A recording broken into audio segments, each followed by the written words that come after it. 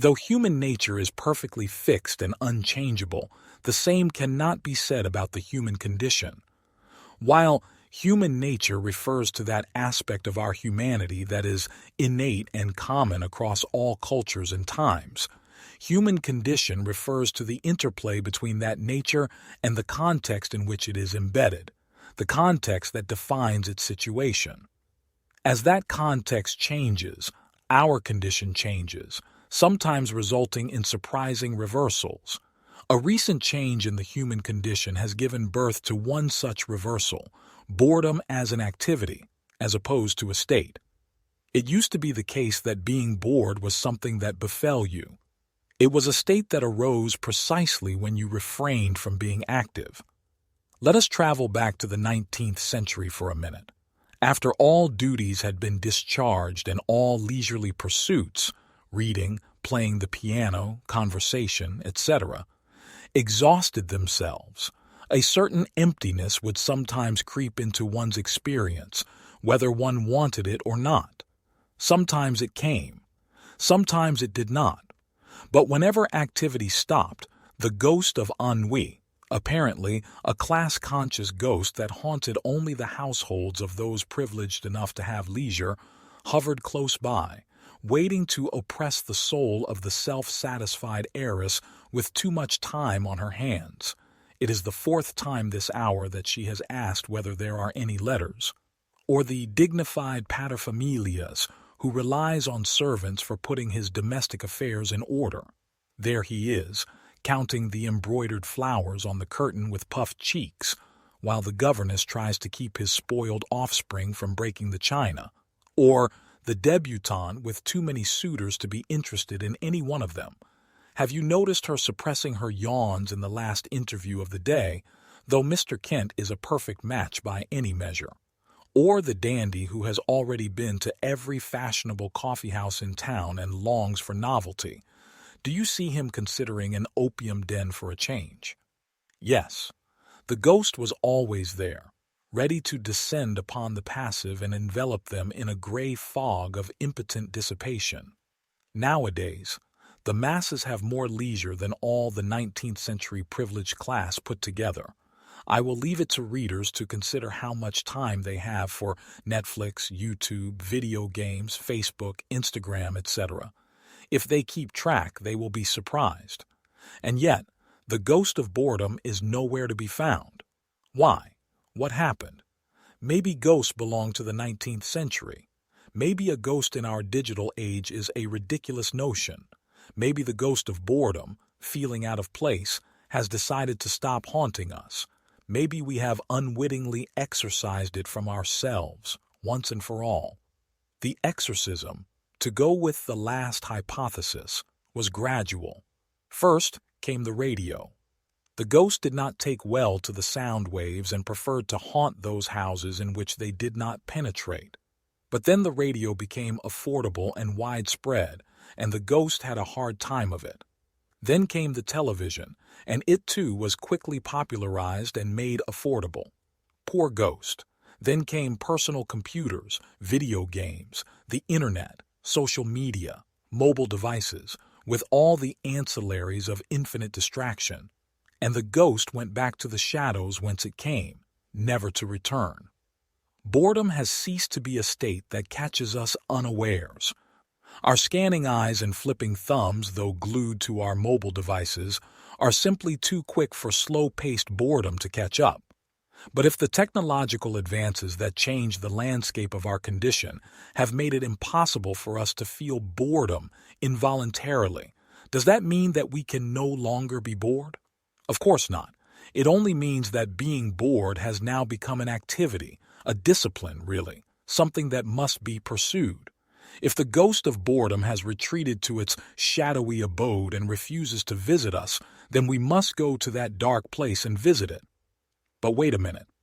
Does boredom not descend upon us when we put our devices down and do nothing?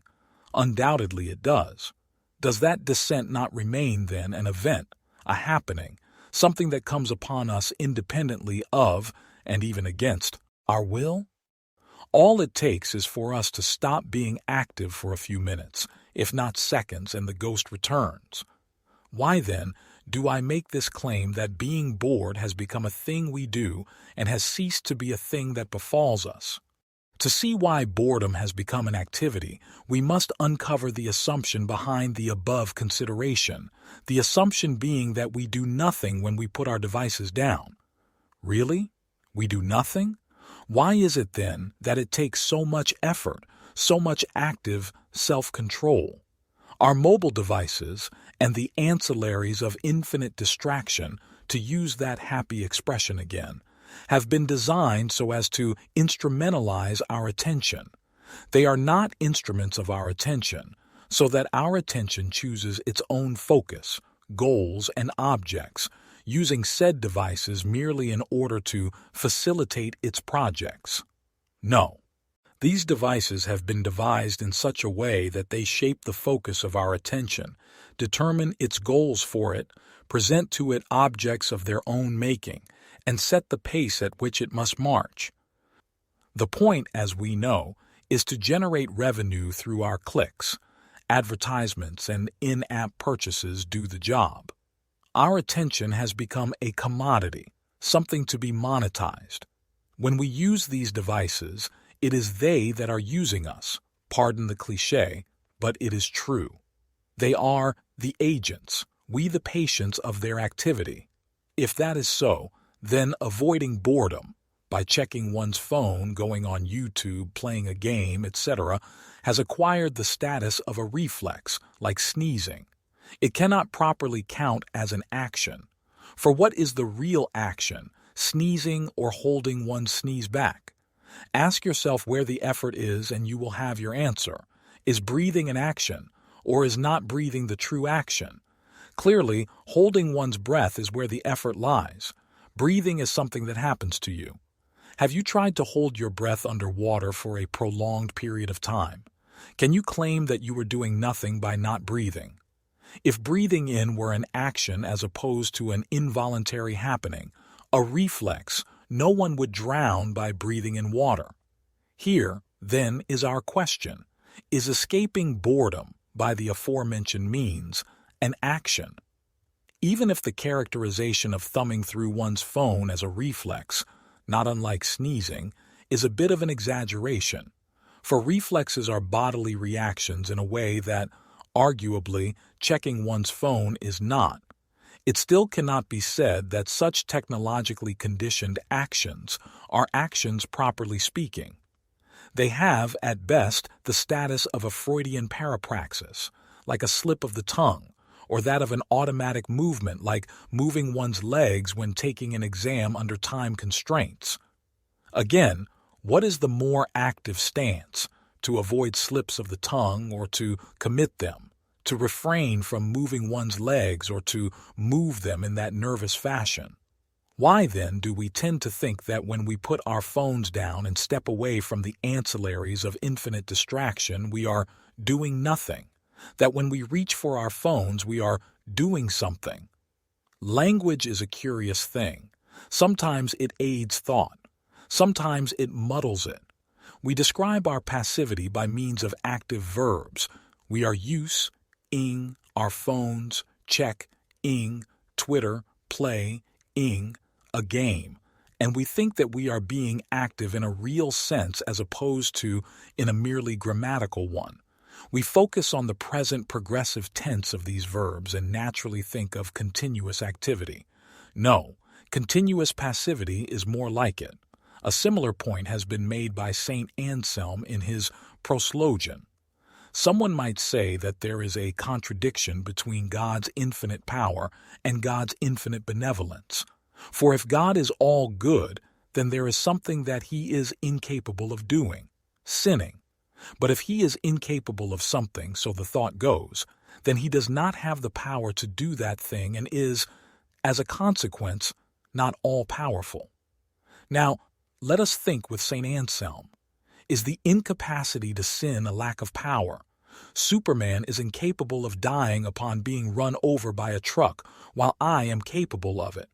Am I, then, more powerful than Superman in that respect? Or is Superman's incapacity here far from being a lack of power, an expression of his might? It is incapacity only in language.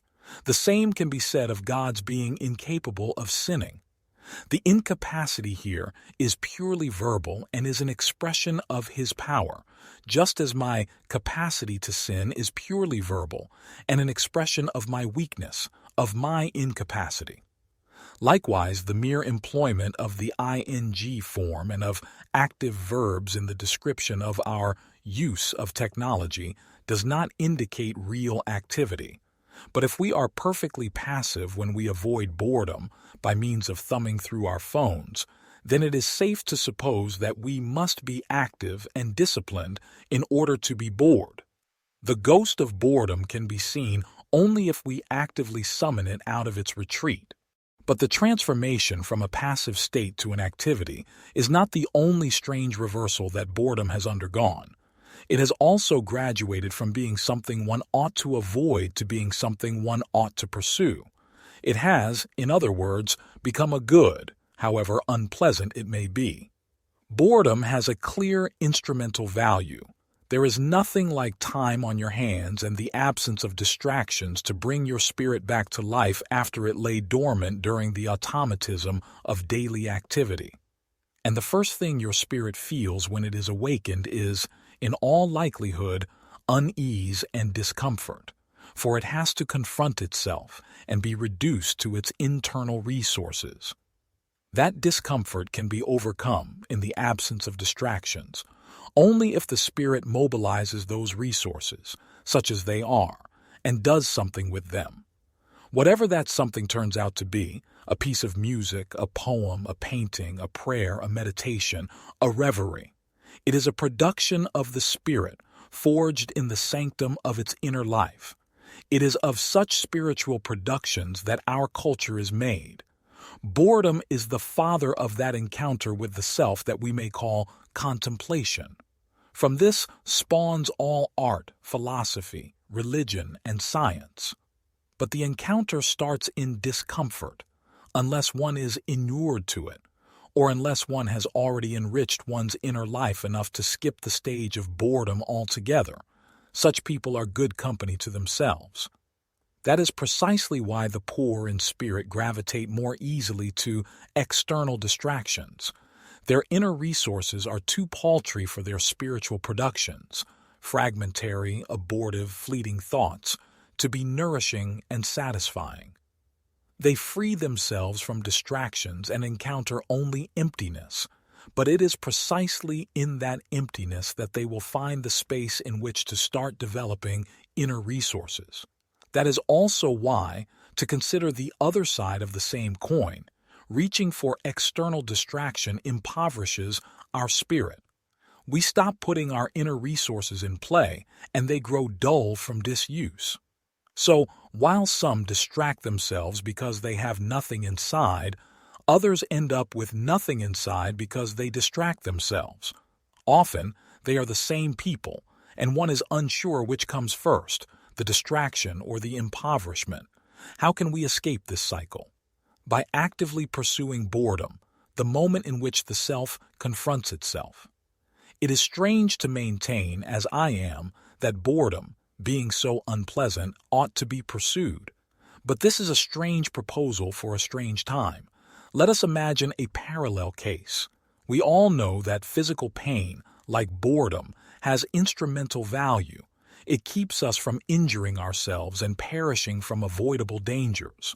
Now, imagine a world in which a technological innovation makes it the case that people do not feel physical pain anymore. Would that be a good thing? A world finally free of pain? No, it would be a grotesque nightmare.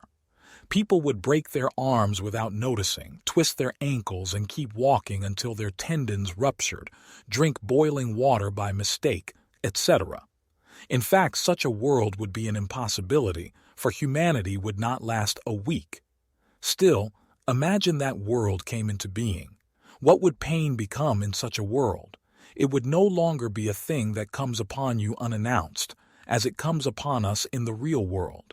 We hit our toe, we close a door on our finger, we throw out our back, etc. In that other world, pain would have to be actively sought. We would have to find a way to regain our ability to feel pain in order to avoid the complete and utter deterioration of our body.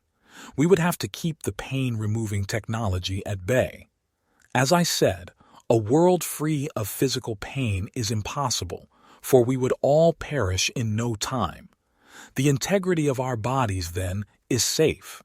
But a world free of boredom is not only possible, it is the world in which we live. So, the integrity of our spirits is anything but safe, for a major self-assessing mechanism for sounding the state of our spirit, whether it is poor or rich in resources, no longer comes upon us. We must, then, have the courage to seek it and face the momentary discomfort it generates. That discomfort, we can console ourselves, tends to diminish as the spirit grows richer with its own riches. But the spirit will never grow rich without the impetus of distraction-free boredom, driving it either to seek proper nourishment or else to wallow in its own emptiness. It is important here to draw a distinction between distraction, the shallow avoidance of boredom, and the seeking of spiritual nourishment. You put your phone down and force yourself to be bored. You then reach for a work of literature. Is that not yet another distraction? Something to keep boredom at bay? It depends. If it nourishes the spirit and makes it grow, it is not a distraction but the proper cure for boredom. Just as eating, as opposed to ingesting appetite suppressants, is the proper cure for the pain of hunger. If, on the other hand, it does not nourish the spirit but is used purely as an anesthetic, then it is indeed just another distraction. And one can find a way to reduce even the best of cultural productions to a mere diversion no better than a game in one's phone, if one gives oneself to it only with the levity of a non-committal aesthete, if one does it only for fun. The instrumental value of distraction-free boredom has now been made clear. It leads either to the mobilization of our spiritual resources in the production of a spiritual work, be it an external product like a work of art or an internal one like a spiritual insight, or to the seeking out of further resources by means of the consumption of the work of other people's spirits, the proverbial food for the soul. It should now be clear how dystopian a world free of boredom is. Such is our world, a world of shallowness, of horizontal movement, of automatic reflexes, and unsurprisingly, a world of widespread despair in the midst of material abundance. Only an active stance on our part can help us overcome the onslaught of distraction. Only the discipline of boredom can give us back our autonomy. Try it. It is harder than one may think.